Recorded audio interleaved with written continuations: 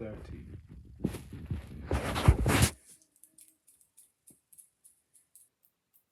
I can't lie, I'm actually gassed. I'm so happy that I've actually got this far. Because usually I get in this mode where it's like I get inspired to do something, and then what do I call it again? It's like I've got a no, I don't think that's it actually. I used to say that I've got like an addictive personality, but in the sense of I used to get addicted to something or obsessed about something, especially creative, and I would do it. The way my mom describes it is that I get obsessed about something. I do it when I have an understanding and I've accomplished something from it. I'm like, yeah, I've done it. Like if I have no idea, for example, how to play the piano, if I learn the foundations, then it gets to a point I'll stop and be like, yep, I've learned the foundations. The challenge I set myself, I can do it. So that's all that matters. I don't need to go beyond that. So I feel like doing something like this is the thing of like, I'm not just doing it for like a month or two, I'm doing it for a whole year to kind of keep myself accountable with my creative journey and just my journey in life itself, which is pretty cool. The only thing that I've not actually done that with is with acting. Like I'm still going. Like of course I still have my ups and downs with it, but I'm still here trying to be creative within that medium. And it's just like, yeah, it's just very, I feel like that's how I know that acting and in that world, in that field, shall I say, is something I've always kind of wanted to do because I'm still doing it. I'm still trying to attempt to do it. I'm still pushing myself to do it. Of course, I could push myself more, and I need to. And I've talked about in this other logs as well that you don't want to push yourself too much, but at the same time, you do need that. You do need that push, that fire, that engine rolling. So I'm in a good space, but I just want to do more writing. And of course, my daughter's here, so I'm trying to spend as much time with her and give her the time she needs because I hardly see her. So in my head, I'm like, you know what, I'm like, you can have a pause for a moment. And then when she goes, I get inspired again. Like, it's the same thing. If I go to visit her in Denmark and I leave, I get very inspired to like, okay, I might push yourself. But I feel like every time I go, I'm like, oh, I might push yourself. And then the next time I see her, I feel like I'm just in the same position, in the same spot. Like just still sinking in the same place and not moving anywhere. Do you know what I mean? It's like there's a, how do I explain it?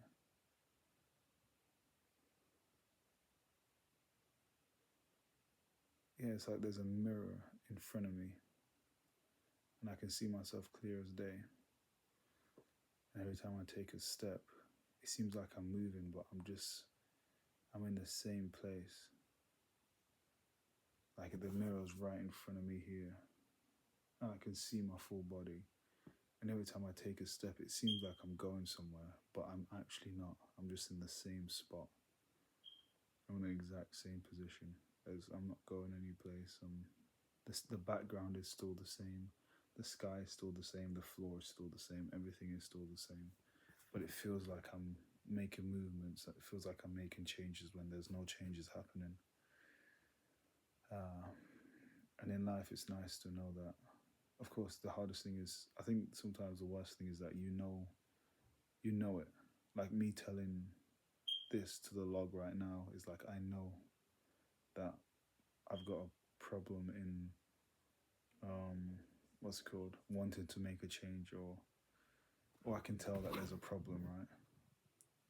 And that's good enough. But the only problem now is actually change. Can I step up and be like, okay, let's start making the change? I know there's a problem. How do I change that? I feel like sometimes I'm stuck in that state of like, how do I change it? I always look for other people to help when I know I gotta deal with it myself. but it's much more easier to look at other people and be like, hey, can you help me with this thing? Or like, how did you do this? And it seems like it's the easy route out. And I feel like as humans, we're always looking for the easy route out when it comes to the difficulty of actually um, facing ourselves in the mirror, facing uh, the part of you that has been hidden for such a long time and scared. And it's funny that I still watch the Odyssey, because even then, like, he's still, for 20 years, is it, yeah, about 20 years he's been gone for.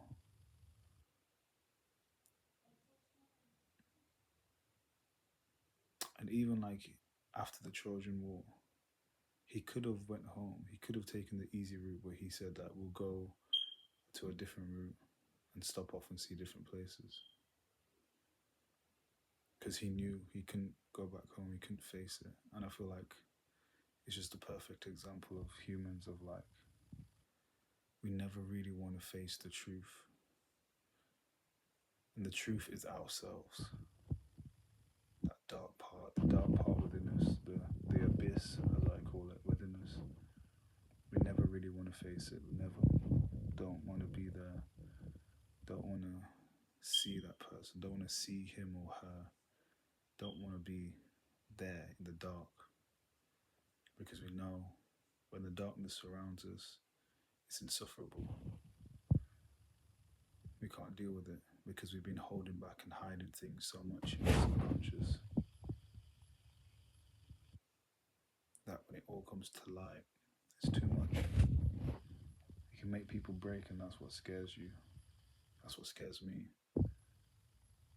Of facing him, facing that truth, facing the thing that guides our feet but doesn't guide our heart. And that's the most important thing. We have to listen to our heart when we're in that dark place.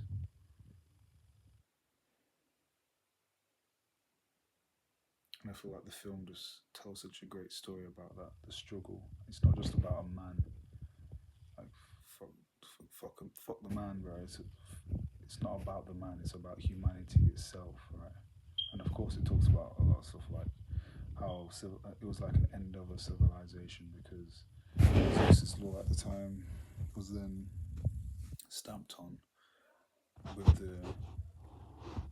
the gift of the horse, which had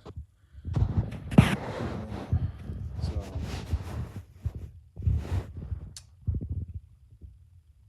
yeah.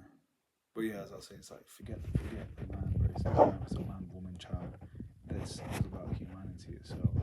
Us not wanting to face the truth of ourselves majority of the time, and come to conclusion of the things that we have done. Like when I say conclusion, that's it. Like you've done it. You've done it. I've done it. Like, whatever it is, you've done it. It's time to move on. That's such a big thing as well. And he couldn't accept it. Like, you can't accept it. And that's why I feel like it's such a good film, because it can relate to anybody. It doesn't just relate to a man. Do you know what I mean? It was kind of annoying to see everyone like, oh my gosh, this film should be about a man. Yeah, like, how is this guy not manly and strong? How is Achilles not strong? Why is Achilles played by a trans person? It should be Brad Pitt. Have you not seen Toy when Brad Pitt was so strong and muscular? It's like, shut up, my guy. Shut up, my dude. Shut up, my guy. Yeah, like stuff like that just tells me that. But then again, that's just people, innit? That's just people itself.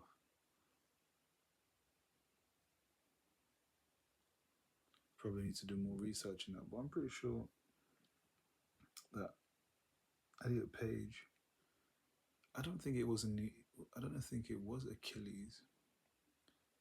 It was Sinon. And I'm pretty sure Sinon and Achilles are the two different people now. Was it not? But if either way, I'm pretty sure Achilles is described in I forgot what book it's called. It might have been by Homer, or I can't remember what the book was. That he was able to dress up as a woman and get away with it because of how his body was. They didn't say he was petite. I don't think it said he was petite, but he was able to dress up as a woman and get away with it. And people thought he was a woman. So if he was muscular as shit and ripped as everyone thinks he was, like Brad Pitt was, I'm not pretty sure you would have got away with that, my brother. And plus, people talk about trans, like, oh, trans people never existed back then. I'm pretty sure they did. I'm pretty sure they did. I'm even pretty sure that actually one of the I forgot his name, Roman Empire emperors. What was his name? Basically, his wife died. His wife died, and then he seen a young boy who resembled his wife, he thought that looked like his wife, and forced that child, to marriage, and forced that child to. They cut his genitals off, and the maidens had to dress him up as his wife, do the makeup, and he had to kind of reconstruct his whole body and his whole mindset. They had to learn how to speak like a woman, how to walk like a woman, how to write like a woman, how to do everything like a woman.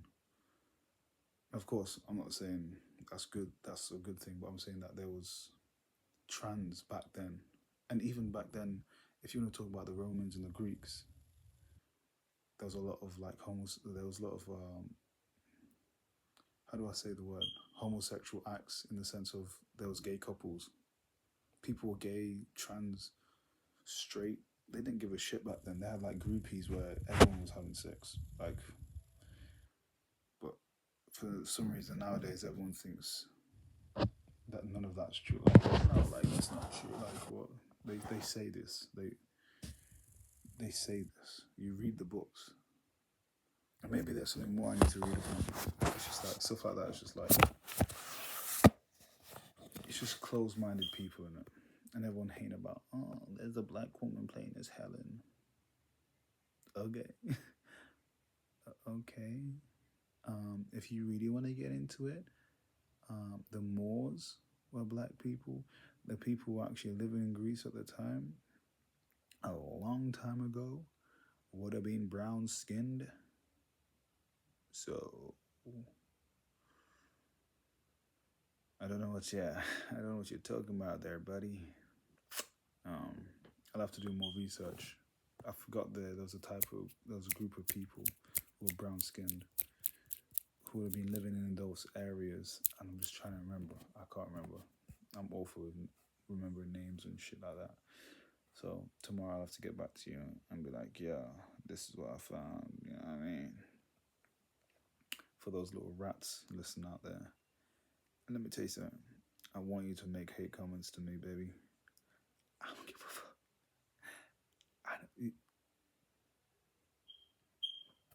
I don't care. Do you know what I mean? Hey, I'm black. I'm sexy. Oh, the shit I do, mate. I've completely gone off script. Completely. I'm just chatting absolute nonsense. But life is good right now. Tomorrow, we went to the fair actually. Let me talk about today. We went to the fair. The girls had a good time. Spent all my money though. Anyway, it was nice. It was good. My mum was able to come later on and see the girls and spend some time with them. They're like, Grandma's here, Grandma's here. And I was like, yeah, get away from me and spend Grandma's money. Didn't last for long, did it? Because it came straight back to me. Because my mum knows the game. She was like, get your ass away from me and go to your daddy. No, I'm joking. It was a nice time some couple of friends came as well. Of course, my wife was there. It was a nice time. I need to actually do more research into my daughter's hair so I can have an understanding. My wife was telling me some stuff about her hair, and I was like, girl, I ain't gonna listen to you because my whole life I've been told a certain script. So I'm not gonna go off script because you told me this. And I told myself what it was, you know, me being me. I was just like very admin. You know, admin, like paperwork. I was admin about it. Boy, shut your ass. Sometimes you gotta ruin it, huh? I can't even say the blood clot word. But I was really like, what's it called? Tunneled vision. I was like, I wasn't even trying to listen to her because my head was just so baffled. Like, what are you talking about? Like, I was so confused, and I just kept staring at my daughter's hair, and I was like, what is this? What's going on? But it's an understanding, actually. Of course, free the hair and just put trust in my wife in it.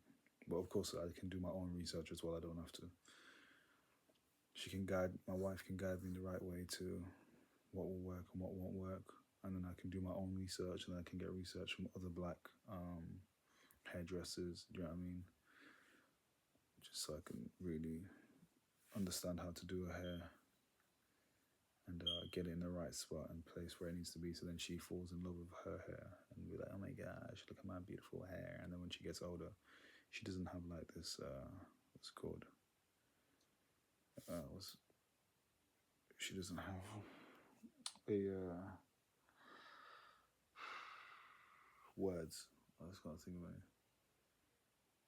She doesn't have a problem, basically. That wasn't the word, but she doesn't have a problem later on thinking, oh, but I want straight hair, because she lives in Denmark, so she's surrounded by a lot of white people. And people with straight hair. And she doesn't see a lot of people, her skin tone, or have the same hair as her. So she might feel some type of way like, oh, but why does everyone got that hair and I don't? And it's just like, I want her to make sure she's proud of her hair and her heritage and be like, yeah, I may be different, but I don't care. I'm proud to be this way and to have this kind of hair. So yeah, okay, 17 minutes, man. I'm gonna leave y'all to this, whatever this is. Like, I feel sorry for you. Goodbye.